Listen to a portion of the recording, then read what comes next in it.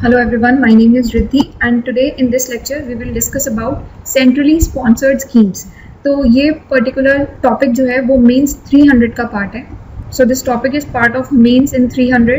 ये particular course mains classroom course और GS mains test series के साथ इंक्लूडेड है and with optionals also we are providing this course. यहाँ पर अलग अलग स्पेशल कोर्सेज हैं तो आप यहाँ से देख सकते हो. देखो सेंट्रली स्पॉन्सर्ड स्कीम ये करंट डेवलपमेंट्स क्या हुई हैं, क्यों है ये पूरा न्यूज़ में और क्यों इस बार के लिए इम्पोर्टेंट है. देखो कुछ स्टेट्स जो है वो ये कह रही हैं कि हम आयुष्मान भारत स्कीम जो है वो इम्प्लीमेंट नहीं कर सकते. आयुष्मान भारत जो है वो एक सेंट्रली स्पॉन्सर्ड स्कीम है. देखो सबसे पहले देख लेते हैं आयुष्मान भारत क्या है. तो देखो आयुष्मान भारत बेसिकली इसलिए लॉन्च की गई थी कि यूनिवर्सल हेल्थ कवरेज जो है उसको अचीव करने के लिए ये विजन के साथ ही लॉन्च की गई थी स्कीम. तो बेसिकली ये था कि हेल्थ के जितने भी प्रॉब्लम्स है उसको एड्रेस किया जाए, प्राइमरी सेकेंडरी टर्जरी तीनों ही लेवल्स पर ये हेल्थ के प्रॉब्लम्स जो है वो एड्रेस कर दिया जाए कि प्रिवेंशन, प्रमोशन, एम्बुलेंस केयर वगैरह. इस हिसाब से इस पूरे विजन के साथ आयुष्मान भारत स्कीम जो है वो लाई गई थी. अब दूसरा वर्ड यहाँ पर कौन सा आता है, सेंट्रली स्पॉन्सर्ड स्कीम. इसका भी देख लेते हैं कि इसका क्या मतलब होता है. देखो दो तरीके की स्कीम्स आती हैं, एक होती है सेंट्रल सेक्टर स्कीम्स, दूसरी होती है सेंट्रल स्पॉन्सर्ड स्कीम्स. देखो नाम से थोड़ा सा पता लगता है कि स्पॉन्सर का मतलब होता है कि आपने थोड़ा सा कंट्रीब्यूट किया है फंड्स में, ठीक है, थोड़े से पैसे आपने कंट्रीब्यूट कर दिए, स्पॉन्सर किया.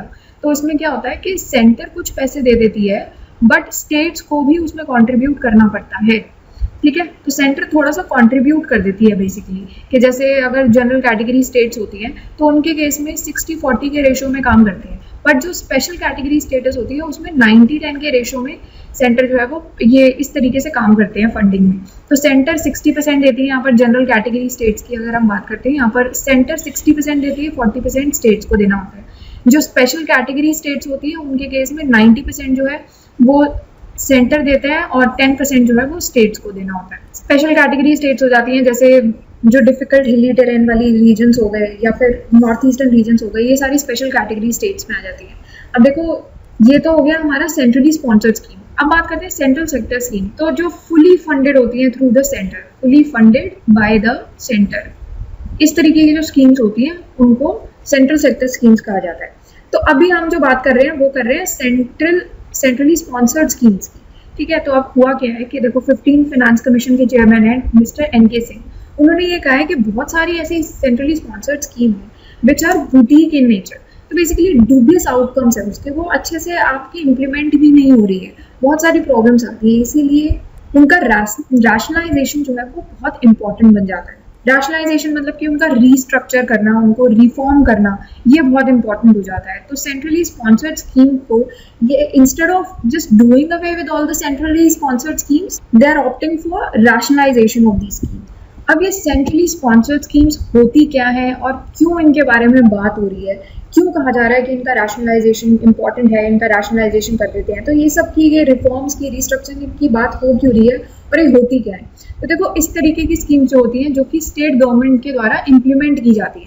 जैसे मान लो यूनियन गवर्नमेंट जो है वो जाती है स्टेट गवर्नमेंट के पास कि ठीक है हम आपको थोड़ा सा कॉन्ट्रीब्यूट कर देंगे, 60% जो है हम आपको दे देंगे. कि मान लो यूनियन गवर्नमेंट कहती है स्टेट गवर्नमेंट को कि ये तुम्हारी 100 रुपये की स्कीम्स है, इसमें से हम आपको 60 रुपये ही दे सकते हैं बस, ठीक है, बाकी के 40 रुपये जो है वो आपको खुद लगाने पड़ेंगे और इम्प्लीमेंट करने की जिम्मेदारी भी आप ही की है. तो स्टेट को ये कह देती है सेंटर कि आप ही ये स्कीम को जो है पर्टिकुलर स्कीम है इसको आप इम्प्लीमेंट करोगे. और ऐसी जो स्कीम्स होती है ज़्यादातर जो स्टेट लिस्ट में, कॉन्करेंट लिस्ट में के मैटर से डील करती हैं बेसिकली, वो होती हैं इस तरीके की स्कीम्स, ठीक है. तो ये होती है हमारी सेंट्रली स्पॉन्सर्ड स्कीम्स, इस तरीके से काम करती हैं. अब इन स्कीम्स को भी हमने 3 कैटेगरी में डिवाइड किया हुआ है. देखो सबसे पहली कैटेगरी होती है कोर ऑफ द कोर, दूसरी है कोर और तीसरी है ऑप्शनल. देखो कोर ऑफ द कोर कौन सी होती है, जिसमें स्टेट्स का पार्टिसिपेशन जो है वो तो मैंडेटरी है, मतलब अब स्टेट जो है वो कहीं जा नहीं सकती, उनको पार्टिसिपेट करना ही पड़ेगा इन स्कीम्स में. अब core of the core schemes के अंडर भी 6 अम्ब्रेला स्कीम्स आ जाती हैं और ज़्यादातर की ये जो स्कीम्स हैं ये स्टेट्स के द्वारा एक स्पेसिफिक फाइनेंशियल पार्टिसिपेशन की मांग करती है. मतलब ऐसा नहीं है कि सारा पैसा जो है वो यूनियन गवर्नमेंट ही दे रही है, ऐसा नहीं होना चाहिए कि स्टेट्स भी कंट्रीब्यूट करें, फाइनेंशियली कंट्रीब्यूट करें. जैसे कि Mahatma Gandhi National Rural Employment Generation Scheme जो है उसमें ये स्टेट गवर्नमेंट्स के लिए ये मैंडेटरी है कि आपको 25% मटेरियल एक्सपेंडिचर तो देना ही देना है. तो ये सारा 25% मटेरियल एक्सपेंडिचर जो है वो सीधा स्टेट गवर्नमेंट के खाते में जाएगा, ठीक है। बाकी यूनियन गवर्नमेंट कहती है कि ठीक है बाकी हम थोड़ा बहुत कंट्रीब्यूट कर देंगे, जितने भी पैसे हैं वो हम दे देंगे, बट आपको थोड़ा बहुत तो फाइनेंशियली पार्टिसिपेशन करना पड़ेगा। तो ये है core of the core scheme कि आपको फाइनेंशियली भी पार्टिसिपेट करना पड़ेगा और आप स्कीम से भाग भी नहीं सकते, आपको इसमें पार्टिसिपेट भी प्रॉपर करना ही पड़ेगा, मैंडेटरी पार्टिसिपेशन होता है स्टेट्स का, ठीक है। नेक्स्ट आ जाती है कोर स्कीम्स, जिसमें स्टेट्स को अगेन मैंडेटरी पार्टिसिपेशन तो रिक्वायर्ड है ही, साथ में इसमें ये कोर ऑफ द कोर से अलग कैसे हो जाती है कि सेंटर और स्टेट जो है वो टीम इंडिया के स्पिरिट में मिलकर काम करते हैं। इनमें 20 स्कीम्स होती हैं जो कि इनका फंडिंग रेशियो जो होता है, जो मैंने आपको स्टार्टिंग में बताया था, जैसे जनरल कैटेगरी स्टेट जो है उनका 60-40 का रेशियो होता है और स्पेशल कैटेगरी स्टेट्स जो होती है उनका 90-10 का रेशियो होता है। एग्जाम्पल नेशनल एजुकेशन मिशन, ठीक है। तो ये कोर स्कीम्स होती हैं कि जहाँ पर मिल के काम करते हैं और यहाँ पर ये कोर ऑफ द कोर में हो जाता है कि आपको इतने % तो आपको देना ही देना पड़ेगा और आप यहाँ से जा नहीं सकते हो।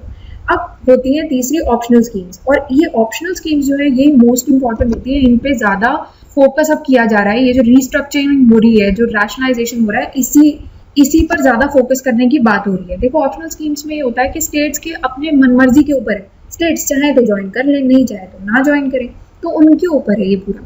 तो ये 2 ही स्कीम्स आती हैं इसमें, जैसे पहली है नेशनल रिवर कंजर्वेशन प्लान और दूसरी है बॉर्डर एरिया डेवलपमेंट प्रोग्राम। अब क्यों रैशनलाइजेशन की बात हो रही है, ये जो रीस्ट्रक्चरिंग की बात हो रही है, क्यों हो रही है? तो देखो जितने भी डेवलपमेंटल इनिशिएटिव्स होते हैं स्टेट लेवल पर, उनको सपोर्ट करने के लिए कि नेशन वाइड यूनिफॉर्म स्टैंडर्डाइजेशन के साथ जो है आप जितने भी स्टेट लेवल पर डेवलपमेंटल इनिशिएटिव्स हैं उनको आप सपोर्ट करो, ठीक है, ताकि ज़्यादा से ज़्यादा इम्प्रूवमेंट हो। अब ये जो स्कीम्स होती हैं इनका एम बेसिकली सिर्फ यही होता है कि जितनी भी स्टेट गवर्नमेंट ने एफर्ट्स किए हैं उसको सप्लीमेंट किया जा सके, क्योंकि यूनियन गवर्नमेंट के पास ज़्यादा रिसोर्सेज होते ही हैं। तो जब रिसोर्सेज ऑलरेडी मौजूद है, यूनियन गवर्नमेंट के पास अवेलेबल है, तो स्टेट गवर्नमेंट जो एफर्ट्स ले रही हैं कुछ डेवलपमेंटल प्रोग्राम्स के लिए, कुछ अचीव करने के लिए, तो उनके एफर्ट्स को सपोर्ट करने के लिए जो है यूनियन गवर्नमेंट को आगे आना चाहिए और उनके जो रिसोर्सेज हैं उनसे उनकी मदद करनी चाहिए। एक minimum standard of basic facilities जैसे एजुकेशन, हेल्थ केयर जो है ये आप इंश्योर कर सको, इसको आप सपोर्ट कर सको। तो इसीलिए ये स्कीम्स जो है उसका रीस्ट्रक्चरिंग की बात हो रही है, जैसे कि स्पेशल कैटेगरी स्टेटस जो है वो कुछ सर्टेन डिसएडवांटेज स्टेट्स को ही ग्रांट किया जाता है, जो कि मैंने आपको बता दिया था कि कौन सी स्टेट्स उसमें आ जाती है। अब देखो स्टेट का क्या कंटेंशन है CSS के अगेंस्ट। तो स्टेट क्या कहती है कि क्यों हम इतना ज़्यादा इसके फेवर में नहीं जाते सेंट्रली स्पॉन्सर्ड स्कीम्स के। सबसे पहली बात तो यही होती है स्टेट्स की, हमेशा से एक ही कंप्लेंट रही है कि हमारे पास पैसे खत्म हो गए, कि फंड जितने भी आपने दिए थे वो तो डाइल्यूट हो गए, इतनी सारी आपने सेंट्रली स्पॉन्सर्ड स्कीम्स निकाल ली, फंड्स तो हमारे पास है ही नहीं उतने, तो जितने भी फंड सेंटर ने दिए थे वो तो खत्म हो गए। अब मान लो कि सेंटर ने 100 रुपये दिए, ठीक है, और स्कीम्स निकाल दी 10, 100 रुपए की स्कीम तो एक ही स्कीम में लग जाएंगे, तो टोटल 10 स्कीम्स इंट्रोड्यूस हुई थी, बाकी 9 स्कीम्स रह गए, उसके लिए क्या करेंगे, है ना। तो स्टेट्स की ये कंप्लेंट रहती है कि आपने इतनी सारी तो स्कीम्स निकाल दी है, फंड्स हमारे पास इतने ही दिए आपने, वो तो खत्म हो गए एक ही स्कीम्स में, तो बाकी स्कीम्स के लिए आप कहाँ से लाए हम। तो ये हमेशा से एक प्रॉब्लम रहती है कि हमारे पास फंड खत्म हो गए। दूसरी बात आ जाती है one size fit all approach की। देखो अब एक स्टेट की जो नीड है वो दूसरी स्टेट्स के कंपैरेटिवली अलग हो सकती है। ज़रूरी नहीं है कि सारी स्टेट्स की नीड जो है वो सेम ही हो, क्योंकि हमारी कंट्री है ही इतनी डाइवर्स। अब आप अगर हरियाणा को पैसे देते हो कि अपनी एग्रीकल्चरल रिफॉर्म्स के लिए हम आपको 1000 रुपये देते हैं, ठीक है, अब ये पैसे आप दिल्ली को दे दो कि हम आपको भी 1000 रुपये देते हैं अपने एग्रीकल्चरल रिफॉर्म्स के लिए, तो यहाँ पर तो ज़रूरत ही नहीं है एग्रीकल्चरल रिफॉर्म्स, आप कहाँ करोगे। तो इसीलिए हरियाणा को दोगे ना, अब ये दोनों की नीड्स सेम नहीं है। अब नीड्स अगर अलग अलग हो गई है तो यहाँ पर अगर आप दिल्ली में इंफ्रास्ट्रक्चर रिफॉर्म्स के लिए या एजुकेशन के लिए अगर आप मनी अलॉट करते हो तब तो बात समझ में भी आती है। अब एग्रीकल्चर के लिए अलग अमाउंट जाएगा, एजुकेशन के लिए अलग अमाउंट जाएगा, तो उस केस में भी डिफर हो जाता है कि नीड्स अलग अलग है एरियाज। अब जो सेंटर का जो दखल अंदाजी रहती है स्टेट लिस्ट के सब्जेक्ट्स के साथ, वो भी एक इसमें आ जाता है कि भाई स्टेट लिस्ट में पर्टिकुलर सब्जेक्ट्स गिवन है, इस पे हम लोग स्कीम्स बनाते हैं और सेंटर आके उसमें अपनी दखल अंदाजी करना शुरू कर देती है। तो ये भी कुछ इश्यूज रहते हैं। साथ में स्टेट्स के ऊपर एक तलवार लटकी रहती है कि आप आर्टिकल 356 ना लग जाएगा, तो स्टेट्स जो है उनके पास कोई ऑप्शन ही नहीं है, उनको इम्प्लीमेंट करनी ही पड़ेंगी वो स्कीम्स। अगर वो नहीं कर पाए तो आपका प्रेसिडेंट रूल लग जाएगा। तो स्टेट कहती है कि अरे यार अगर हम नहीं कर पाते तो ये प्रेसिडेंट रूल लगा देंगे, और फंड इतने हैं नहीं कि हम इम्प्लीमेंट कर दे, तो कहाँ से इम्प्लीमेंट करें। तो ये एक प्रॉब्लम्स बनी रहती है। अब साथ में स्टेट्स के पास कुछ ज़्यादा फ्लेक्सिबिलिटी रहती नहीं है, या लिमिटेड फ्लेक्सिबिलिटी होती है, क्योंकि ज़्यादा ऑप्शन ही नहीं है आपके पास। आपको अगर एक सेंटर ने बोल दिया आपको ये इम्प्लीमेंट करना है तो आपको इम्प्लीमेंट करना ही पड़ेगा, ज़्यादा आपके पास फ्लेक्सिबिलिटी नहीं है। Core of the core schemes हो गई या कोर स्कीम्स हो गई, उसमें तो मैंडेटरी पार्टिसिपेशन है ना स्टेट्स का, उसमें तो कुछ कर ही नहीं सकते। अब जो यूनियन गवर्नमेंट ने कह दिया स्टेट को वही फॉलो करना है, नहीं किया तो आर्टिकल 356 के अंडर प्रेसिडेंट रूल लगा दिया जाएगा। अब लैक ऑफ फंड्स एक अगेन यही प्रॉब्लम रहती है। अब वेस्ट बंगाल, उड़ीसा वगैरह ये कहती हैं कि हम आयुष्मान भारत जैसी स्कीम जो है वो कैसे इम्प्लीमेंट कर सकते हैं। तो ये जो सेंट्रली स्पॉन्सर्ड स्कीम्स हैं, आप वो ले तो आते हो पर फंड्स आपने प्रॉपर दिए नहीं है, तो लैक ऑफ फंड्स की प्रॉब्लम तो हमारे पास बनी रहती है। तो या तो आप प्रॉपर फंड्स दे दो या फिर चुप बैठो, फिर मत बोलो कि हमने इम्प्लीमेंट नहीं की वगैरह वगैरह, ठीक है। तो ये सारी प्रॉब्लम्स बनी रहती है। इनसफिशिएंट फंडिंग होती है सेंटर के द्वारा, जैसे कि 96% ऑफ द मनरेगा फंड जो है वो जनवरी में ही खत्म हो गया था। इससे क्या हो जाता है, देखो पैसे खत्म हो जाते हैं ना, जब आपके फंड्स खत्म हो जाते हैं तो उससे क्या होता है कि स्टेट्स के ऊपर और प्रेशर बढ़ता है और एफिशिएंसी भी कम होती है स्कीम्स की। तो इतना ज़्यादा स्कीम्स अच्छा परफॉर्म नहीं कर पाती जिस हिसाब से उनको करना चाहिए और जिस हिसाब से वो कर सकती हैं, कि अगर उनके पास प्रॉपर फंड जो है वो मौजूद होते। तो इनसफिशिएंट फंडिंग होती है कि आपने ठीक से फंडिंग तो दी नहीं है, उसके बाद आप कहते हो हमें कि आप स्कीम्स अच्छे से इम्प्लीमेंट करो, तो एक प्रेशर बना रहता है। तो स्टेट्स वो प्रेशर भी नहीं चाहती हैं कि प्रेशर मत बनाओ भाई, अब हम अपने हिसाब से करेंगे और हमें फंडिंग दे दो। अब इसमें सेंटर का स्टैंड क्या है, तो यूनियन गवर्नमेंट ने ये कहा है कि हम 15th फाइनेंस कमीशन में जो टर्म्स ऑफ रेफरेंस है उसको थोड़ा सा अमेंड करते हैं, ताकि हम ये डिफेंस और इंटरनल सिक्योरिटी जैसे मैटर्स जो है इसमें जितनी भी फंडिंग होती है वो हम स्टेट से करवा सकते। तो ये थोड़ा सा अमेंडमेंट की जा रही है। तो सेंटर का स्टैंड ये है कि ये थोड़ा सा हम इंट्रोड्यूस करते हैं। तो इससे क्या होगा कि स्टेट्स जो है, तो यूनियन गवर्नमेंट कहती है देखो हम भी तो तुम्हें पैसे देते हैं ना, तो तुम्हें भी थोड़ा सा पैसे देने पड़ेंगे हमें, तो हम कंट्रीब्यूट कर रहे हैं तो तुम्हें भी करना पड़ेगा कि देखो हमने इतना इतना कंट्रीब्यूट कर दिया तुम्हारे लिए, अब तुम भी वापस से हमारे लिए भी थोड़ा सा कंट्रीब्यूट करो, ऐसा नहीं चलेगा तुम्हारा अकेले अकेले का, ठीक है। तो ये सब बातें हो रही हैं। तो सेंटर बेसिकली कह रहा है कि डिफेंस और इंटरनल सिक्योरिटी जैसे जो मैटर्स होते हैं उसमें स्टेट भी अपना थोड़ा सा फंडिंग करे। अब कौन से स्टेप्स ऐसे लिए गए हैं कि इन इश्यूज को रिजॉल्व किया जा सके।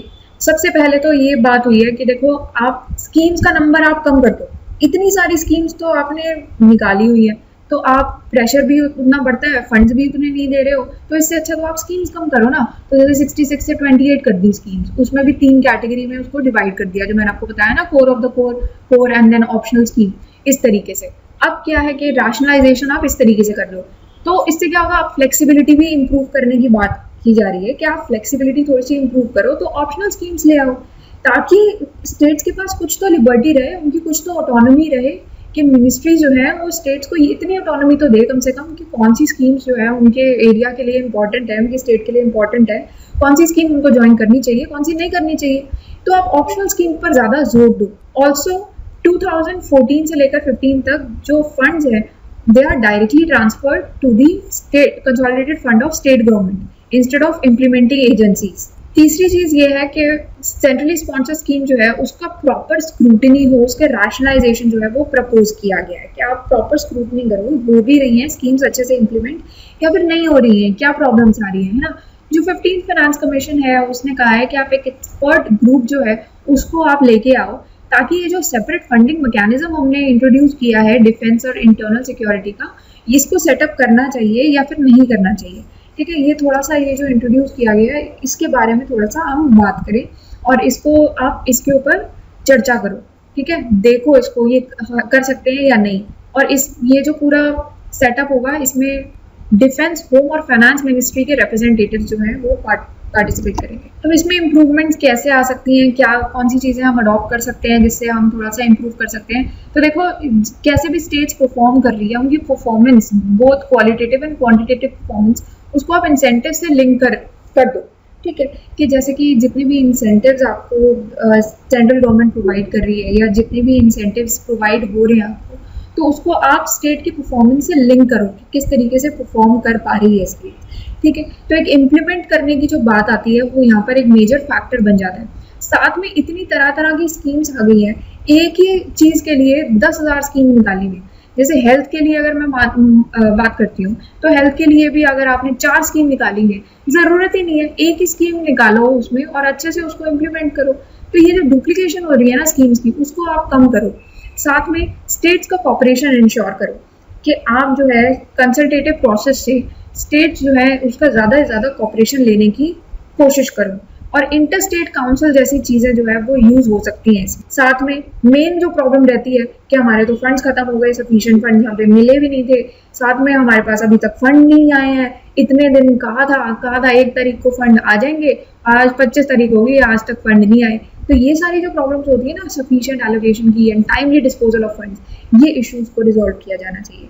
साथ में ये जो पूरा मैटर है कि स्टेट्स जो है वो डिफेंस को फाइनेंस करेंगे, ये जो यूनियन गवर्नमेंट के यूनियन लिस्ट के जितने भी सब्जेक्ट्स हैं, जैसे कि डिफेंस हो गया, इंटरनल सिक्योरिटी वगैरह, तो ये सब जो स्टेट्स फाइनेंस करने की बात हो रही है, ये प्रोविजन जो है आर्टिकल 282 में दिया हुआ है। बट फिर भी स्टेट को अपनी सेंटर को अपनी प्राइमरी रिस्पॉन्सिबिलिटी समझनी चाहिए कि सबसे पहले हमें ही इनको डिफेंस और इंटरनल सिक्योरिटी जैसे मैटर्स को हमें ही फंड करना पड़ेगा।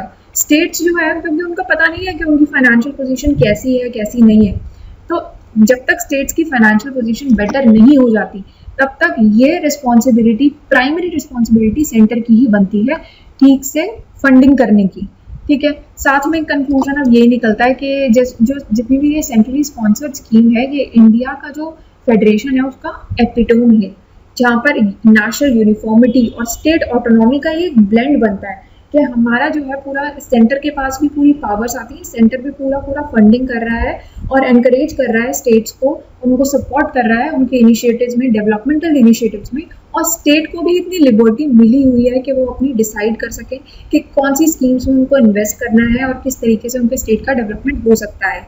अगर कुछ कंसर्न्स फिर भी रह जाते हैं तो उनको एड्रेस करने की ज़रूरत है। तो आप पूरे CSS को ही मत हटा दो कि सेंट्रली स्पॉन्सर्ड स्कीम्स को ही आपने हटा दिया, ऐसा नहीं करना चाहिए। बट आप कुछ भी इशू आ रहे हैं उसको एड्रेस करो। ऑलराइट, चलो आज के लिए बस इतना ही करते हैं, बाकी हम नेक्स्ट लेक्चर में मिलते हैं।